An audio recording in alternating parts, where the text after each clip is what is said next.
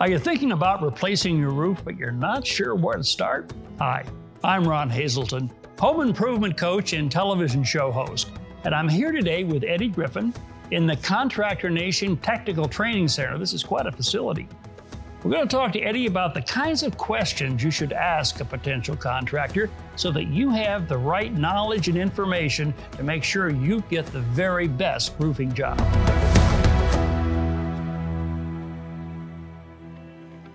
Eddie, thank you so much for being here today, man. Thank you, Ron. Truly appreciate the opportunity. It's great to be able to talk to an expert, somebody who's really been there, really knows what a good job consists of.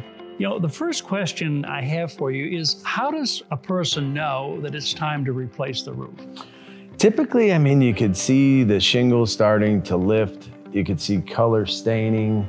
Sometimes you'll find debris on the ground. You know, and a leak is definitely a telltale sign that it's time to start looking at a roofing contractor and start getting your budget set aside, because it's a fairly large project and you want to make sure that you have all your ducks in a row. What's the average life of a roof? Your average life expectancy is about 30 years. You know, today they have a shingle that's a lifetime architectural, but typically the people that are shopping for roofs today, they were in that 30-year span for a roofing shingle. So it's possible to get an even longer life from a more modern shingle? Absolutely. Today, the architectural shingles are all a lifetime shingle, which is a 50-year architectural, very well designed, very great shingles on the market today. And just out of curiosity, is that transferable? If somebody were to buy my home, can they pick that up? Most contractors today, you could have a transferable warranty, which would be on craftsmanship. But to transfer the warranty when it comes to a manufacturer, only a select group of contractors can actually transfer that warranty from the manufacturer. So then I'm assuming that would be a good question, one of the good questions to ask, is this warranty transferable? Absolutely.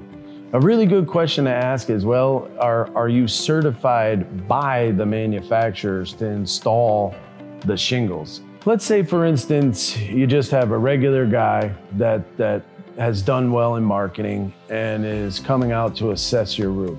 And he's purchasing his shingles off the shelf, let's say at a local Home Depot or a local lumber yard. And he actually hasn't been trained and educated on the proper installation practices. That person might not be able to transfer a warranty from the manufacturer. So there's a select group. Let's say, for instance, myself, we are one of 1% of roofing contractors in North America ever achieve platinum certification. We are one of them. So it's a very select group that actually goes and trains and educates their installers on the proper practices. So is this a question I should ask? I would just ask if you are certified. You know, are you certified by the manufacturers to actually install the roof? Do you guys have any annual training and education that you use to educate your installers? Are you guys OSHA certified? Because that's a very dangerous job. Are you guys certified to be on our roof and use harnesses? I'd like to know a little bit more about your safety practices. So what about insurance? Insurance is very important, Ron. I think when you have a homeowner that is looking to hire a roofing contractor, insurance should be one of the most important questions that they ask. Are you properly insured? And ask for that certificate so you could see that they have the proper liability and workman's compensation to protect your biggest asset, your home. So talk to me a little bit about the difference in quality when it comes to shingles. I'm assuming that it's quite a wide range of prices, and that probably represents quality. What are the differences? So there's a lot of different shingles on the market today, and no two shingles are the same. They have shingles today, some that do not have copper additive into the shingle, which could cause you, a brand new roof, to get lichen, algae starting to grow on the roof. Today you could get a shingle that has a copper additive that won't allow any of the algae or lichen to grow to the shingle.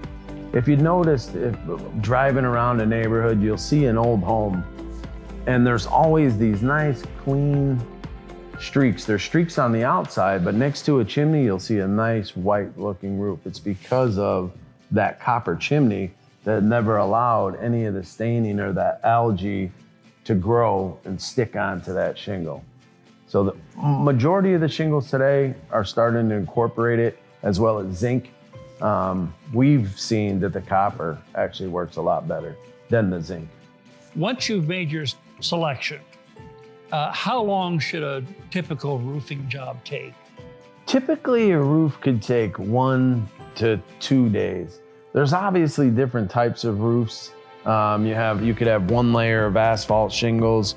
You could have a wood shake roof, and when you remove the wood shakes, you might have to re-ply the roof.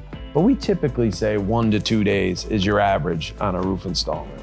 What information should a homeowner look for when they're researching a roofing contractor?